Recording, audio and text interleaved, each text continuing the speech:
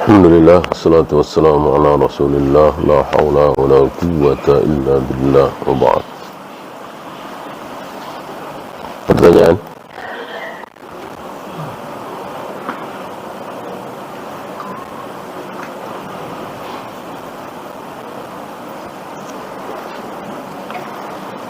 Kenapa beberapa negara-negara bekas jajahan Islam yang sebelumnya banyak beragama Islam sekarang malah sebaliknya?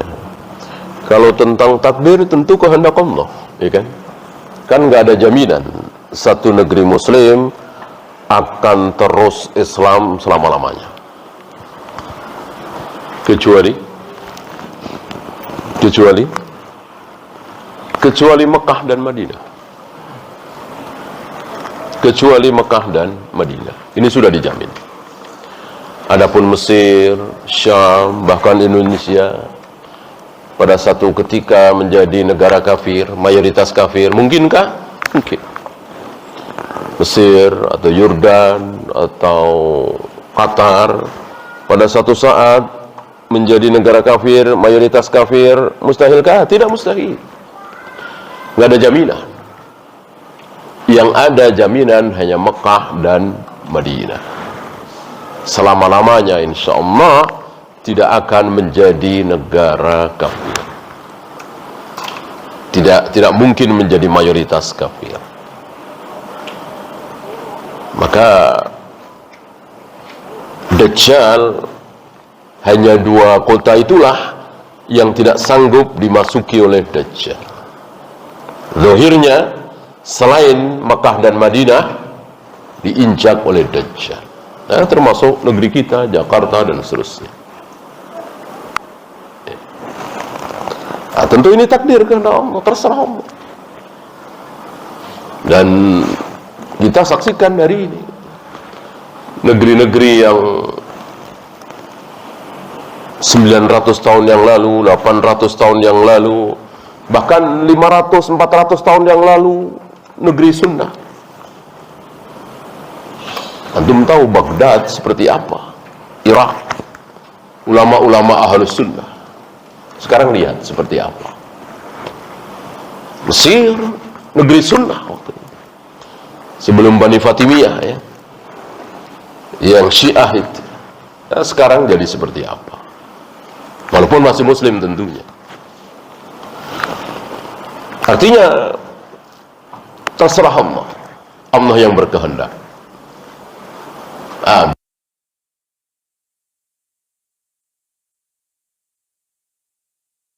Sudah tidak ada yang berdakwah, mengajak kepada Islam, mengajak kepada sunnah. Sebaliknya,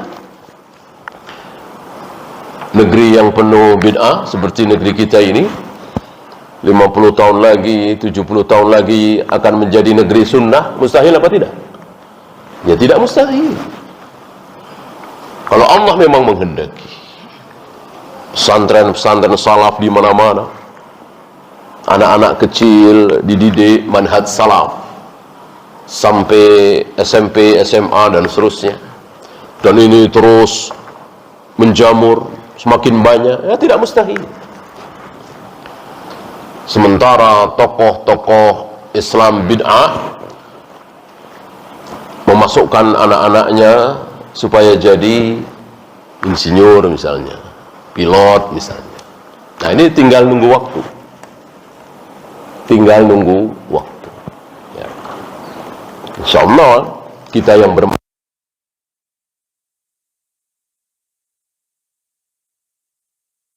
sekolah yang tidak salaf. Adapun mereka tidak ya. Dan itu banyak sekali. Mereka nggak paham, mereka nggak tahu. Allah memasukkan anaknya ke sekolah salaf. Ini bukan satu dua.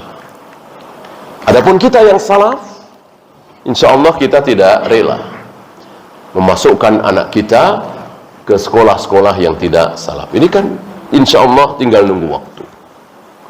Dan antum tahulah yang sudah salaf dari 15 tahun yang lalu, 20 tahun yang lalu, 30 tahun yang lalu, antum tahu. Jauh sekali perkembangannya, sangat pesat. Ya. Asal jangan tergoda.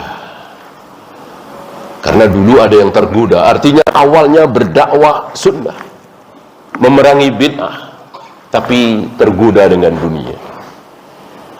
Bikin rumah sakit, bikin kampus, bikin fokus ke situ, dunia. Ya, tidak punya pesantren. Bahkan tidak jarang dari mereka yang nggak paham kaidah bahasa Arab. Sedikit yang belajar bahasa Arab. Tidak kita dengar. Ya, akhirnya begitu. Semakin dangkal, semakin dangkal, semakin dangkal. Bahkan ketika dakwah salaf tampil, mestinya mereka berterima kasih karena sama mendukung mereka, malah mereka marah. Sebagian mereka marah karena dangkalnya ilmu mereka. Seandainya berada dakwah salaf itu di tahun 1920, 1930, masih dekat ke 1912 kan? Insya Allah mayoritas mereka menerima dakwah salaf. Karena memang isinya sama atau hampir sama lah. Ada sedikit perbedaan memang. Tapi bahwa anti bid'ah, anti syirik kan sama. Bahkan mereka punya istilah memerangi penyakit apa? TBC. Kan sama. Tahayul, bid'ah, khurafat. Ya kira-kira dakwah salaf kan sama seperti itu. Nah, mestinya kan mereka menyambut, berterima kasih karena sama. Itu seandainya terjadi 50 tahun yang lalu, 60 tahun yang lalu, 70 tahun yang lalu. Tapi sekarang karena tidak dididik, yaitu tadi sibuk dengan kampus, rumah sakit, sekolahan umum, ya, fokus ke pilot, insinyur, dokter. Akhirnya belajar agamanya menjadi sangat berkurang. Ketika dakwah salaf tampil, justru mereka kaget, marah.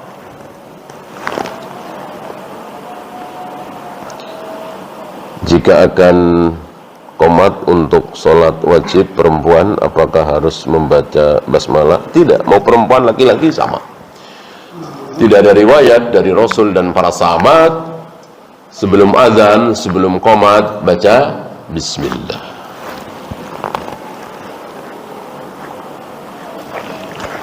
Sama dengan sholat, tidak ada riwayat sebelum takbiratul ihram membaca bismillah.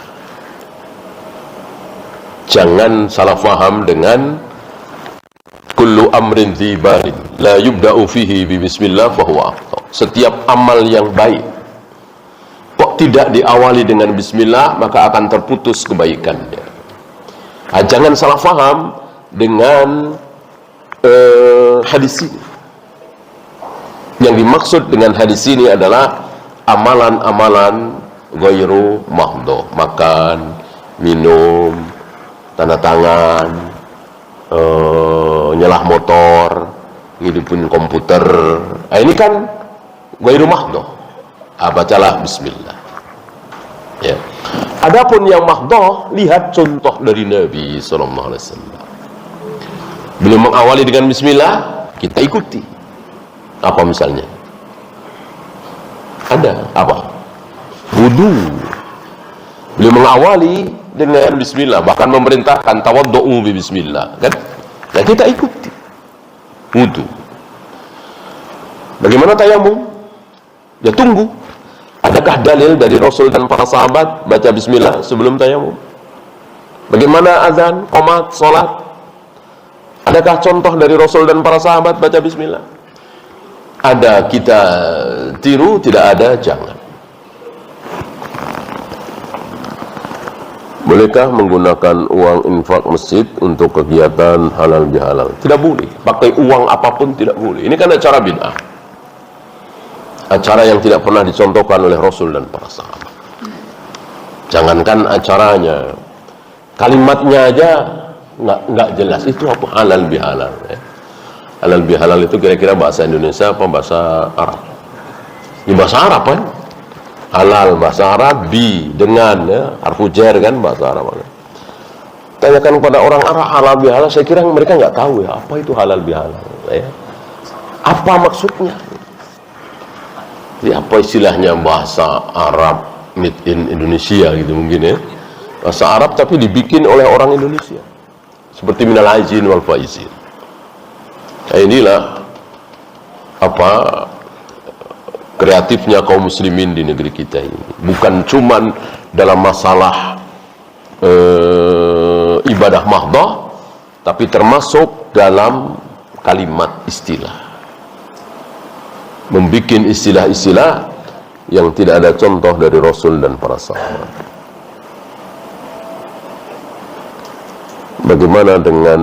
Bagaimana sikap kita dengan teman yang sering membuat kita kesal? Kalau kita ingin punya teman yang tidak ada yang membuat kita kesal, begitu juga tetangga, begitu pula istri, anak, begitu pula saudara, semuanya baik, semuanya sabar, semuanya penyantun, semuanya saling asah, saling asih, saling asuh ya, maka jangan cari di dunia. Nggak akan ada di dunia seperti itu. Pasti ada di kantor misalnya, pasti ada satu dua yang ngeselin ya. Di kelas antum inget aja dari TK SD ada aja yang ngeselin, yang nakal, sampai kuliah, sampai kerjaan, lingkungan saudara. Itulah dunia. Kalau ingin semuanya baik, nggak ada yang ngeselin, luar biasa, nggak ada cacian, makian, tunggu di sana. Baru itu yang ada salamun qaulam mir rabbir rahim. Hanya di sana. Sebelum kita sampai ke sana pasti ada ngeselin, nakal, zalim, pasti. Ya, Allah telah tegaskan bahwa kami jadikan kalian sesama kalian satu sama lain menjadi ujian. Ya. Antum diuji oleh saya diuji oleh antum, si A diuji oleh si B diuji oleh Allah lewat si A dan seterusnya. Wallahu. Ya, itu saja. Subhanakallahumma bihamdika asyhadu an la ilaha illa anta astaghfiruka wa atubu ilaik. Assalamualaikum warahmatullahi wabarakatuh.